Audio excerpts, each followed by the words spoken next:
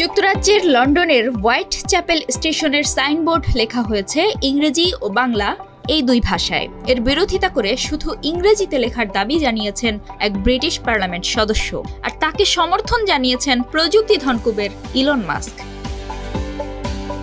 Great ইয়ারমাউথের MP Rupert Lowe তার official X অ্যাকাউন্টে হোয়াইট চ্যাপেল স্টেশনে দুই ভাষায় লেখা সাইনবোর্ডের একটি ছবি শেয়ার করলে এ নিয়ে বিতর্ক শুরু হয়। লো ও তার সমর্থকরা বলছেন, লন্ডনের স্টেশনগুলোতে সাইনবোর্ড শুধু ইংরেজিতে থাকা উচিত। রিফর্ম ইউকে দলের এই এমপি পোস্টে লেখেন, এটা লন্ডন, স্টেশনের নামও ইংরেজিতে থাকা উচিত, শুধু ইংরেজিতে। আর এই মন্তব্য দ্রুত সামাজিক যোগাযোগ মাধ্যমে ভাইরাল হয়ে যায়। এমন পোস্টের প্রতিক্রিয়ায় এক্সের মালিক ও প্রযুক্তি উদ্যোক্তা ইলন মাস্ক সমর্থন জানিয়ে সংক্ষেপে মন্তব্য করেন, ইয়েস। ডোনাল্ড ট্রাম্পকে সমর্থন দেওয়া লো সম্প্রতি রিফর্ম ইউকের নেতা নাইজেল ফারাজের অপসারণের আহ্বান জানিয়েছিলেন। তবে লোর এই বক্তব্যকে অনেকে সমর্থন জানালেও অনেকেই বলছেন, একাধিক ভাষায় সাইনবোর্ড থাকা কোনো সমস্যা নয়।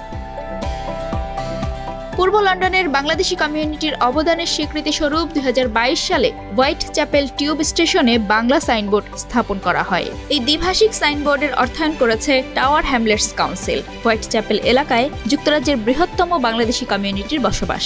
এই উদ্যোগের প্রশংসা করেছেন পশ্চিমবঙ্গের মুখ্যমন্ত্রী মমতা বন্দ্যোপাধ্যায়। তিনি বলেন, স্টেশনের সাইনবোর্ডে বাংলা ভাষার স্থান পাওয়াটা আমাদের সংস্কৃতি ও ঐতিহ্যের বিজয়।